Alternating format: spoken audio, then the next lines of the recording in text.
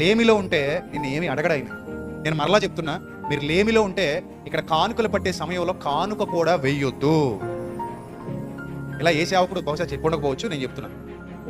ఇది దేవుని పని కదా అని మీ దగ్గరికి కానుకల సంచి వచ్చినప్పుడు మీ సామర్థ్యం కొలది కానుక వేయమన్నాడు, మీ సామర్థ్యం కొలది దేవునికి ఇవ్వమన్నాడు, మీ కలిమిలో నుండి కృతజ్ఞతగా దేవుడికి ఇవ్వమన్నాడు. ఎందుకంటే తండ్రి, నేను కలిగిన సమస్తము నీ వలనే కలిగి ఉన్నాను, సువార్త ప్రకటించవలసిన భారం నా మీద కూడా ఉంది, కనుక నా సంపాదనలో నుండి శ్రేష్ఠ భాగాన్ని నీ సన్నిధిలో ఇస్తున్నాను, నీ సేవకి ఇస్తున్నాను. ఇది మన విధి. కానీ నువ్వు లేమిలో ఉంటే అలా కూడా ఇవ్వద్దు. నువ్వు లేమిలో ఉంటే దేవుని సన్నిధికి ఒక్క రూపాయి కూడా ఇవ్వద్దు. ఇప్పుడే కదా, ఇప్పుడు ఇవ్వద్దు, ఎక్కడ ఇవ్వద్దు. కానీ చాలామంది ఏం చెప్తారు తెలుసా, నువ్వు అప్పుల్లో ఉన్నా దేవుడికి ఇచ్చి, అప్పుడు దేవుడు నిన్ను ఏం చేస్తాడు, ఆశీర్వదిస్తాడు, నీ మొహం ఆశీర్వదిస్తాడు. అప్పుల్లో ఉన్నా ఇస్తే ఇంకా పెద్ద అప్పు అవుతుంది. అప్పుల్లో ఉన్నాడు ఎందుకు ఇవ్వాలి? అడ్డంగా మిగిలిపోయినాడు ఇవ్వాలి. అలా చెప్పొచ్చుగా, అంతేనా? ఎవడు హ్యాపీగా ఉన్నాడో వాడు కొంచెం ఎక్కువ ఇవ్వగలడు, ఎవడు బాధలో ఉన్నాడో అసలు ఏమీ ఇవ్వలేడు. అది కదా నేర్పించాలి. ఒకరి భారాలు ఒకరు పంచుకోవడం అంటే అదే కదా. అది మానేసి అప్పుల్లోంచి దశంభాగాలు ఇవ్వాలంట. మరి వీళ్ళకి ఏంటి మాయ బోధలు, ఏంటి మాయ మనుషులు.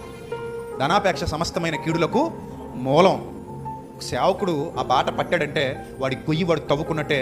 దేవుడు వాడికి విధించబోయే శిక్ష చాలా ప్రమాదకరంగా ఉంటుంది, చాలా భయంకరంగా ఉంటుంది.